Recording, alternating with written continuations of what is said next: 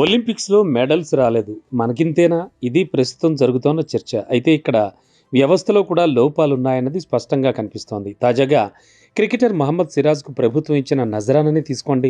డబ్బులు ఎక్కువగా వస్తున్న క్రికెటర్లకు ఇలాంటి నజరానాలు ఎందుకన్నది ప్రధానంగా వినిపిస్తోన్న ప్రశ్న. ప్రస్తుతం క్రీడా వర్గాల్లో దీనిపైనే చర్చ జరుగుతోంది. Team India star pacer, Hyderabad cricketer Mohammed సిరాజ్‌కు తెలంగాణ ప్రభుత్వం గ్రూప్ 1 ఉద్యోగంతో పాటు నగరంలో అత్యంత ఖరీదైన ప్రదేశంలో 600 చదరపు గజాల ఇంటి స్థలాన్ని కేటాయించడంపై విమర్శలు వ్యక్తమవుతున్నాయి. ఆటో డ్రైవర్ కొడుకుగా క్రికెట్ కెరీర్ను ప్రారంభించిన సిరాజ్ అసాధారణ ప్రదర్శనతో అంచెలంచెలుగా ఎదిగాడు. టీమిండియాలో కీలక పేసర్గా మారాడు. జాతీయ జట్టులో చోటు దక్కించుకుని బీసీసీఐ కాంట్రాక్ట్ పొందిన ఏ క్రికెటర్కైనా బాగానే డబ్బులొస్తాయి. ముఖ్యంగా ఐపీఎల్ వచ్చిన తర్వాత చాలా మంది యువ ఆటగాళ్లు కోటీశ్వర్లయ్యారు. ఈ క్రమంలో సిరాజ్ కూడా ఆర్థికంగా బాగా బలపడ్డాడు. ఐపీఎల్లో ఒక్క సీజన్కు 7 కోట్ల వేతనం అందుకుంటోన్న సిరాజ్ బీసీసీఐ సెంట్రల్ కాంట్రాక్టులో ఏ గ్రేడ్లో ఉన్నాడు. ఏ గ్రేడ్ ఆటగాళ్లకు 5 కోట్ల వార్షిక వేతనం లభిస్తోంది. మ్యాచ్ ఫీజులు, అలవెన్స్లు ప్రత్యేకం. మ్యాన్ ఆఫ్ ద మ్యాచ్, సిరీస్ల ద్వారా లభించే నగదు బహుమతులు ఇంకా అదనం.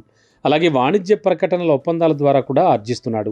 బిజినెస్ వెబ్సైట్ అంచనాల ప్రకారం మహమ్మద్ సిరాజ్ నెట్వర్త్ దాదాపు 74 కోట్లు. అలాంటి సిరాజ్కు ప్రభుత్వోద్యోగం చేయాల్సిన అవసరం లేదు. అలాగే ఏడాదికి 20 కోట్ల వరకు సంపాదించే మహమ్మద్ సిరాజ్కు తెలంగాణ ప్రభుత్వం 600 చదరపు గజాల ఇంటి స్థలం ఇవ్వడం ఎందుకని క్రీడాభిమానులు ప్రశ్నిస్తున్నారు. అసలు క్రికెటర్లకు ప్రభుత్వాలు ఏం చేయాల్సిన అవసరం లేదని, వారే ఆర్థికంగా బలపడగలరని ఇటీవల హైదరాబాద్ మాజీ క్రికెటర్ అంబటి రాయుడు కూడా వ్యాఖ్యానించాడు. తనకు స్థలం ఇవ్వాలన్న ప్రతిపాదనను కూడా రాయుడు తిరస్కరించాడు. సిరాజ్ కూడా ఇలాగే తిరస్కరించాలని పలువురు అభిప్రాయపడుతున్నారు. ఇదిలా ఉంటే ప్రభుత్వాలు కూడా ఛాంపియన్లుగా ఎదిగిన తర్వాత నజరానాలు ప్రకటించే బదులు వారి కష్టాల్లో భాగస్వాములు అవ్వాలని సూచిస్తున్నారు. క్రీడలపై తెలంగాణ ప్రభుత్వానికి చిత్తశుద్ధి ఉంటే హాకీ ఇండియాను స్పాన్సర్ చేస్తున్న ఒడిషా ప్రభుత్వం తరహాలో ఏదైనా ఇతర క్రీడను ఎంకరేజ్ చేయాలని రిక్వెస్ట్ చేస్తున్నారు. అలాగే ఒలింపిక్స్ క్రీడల్లో రాణిస్తున్న ప్రతిభావంతమైన క్రీడాకారులను వెలుగులోకి తీసుకురావడానికి కృషి చేయాలంటున్నారు.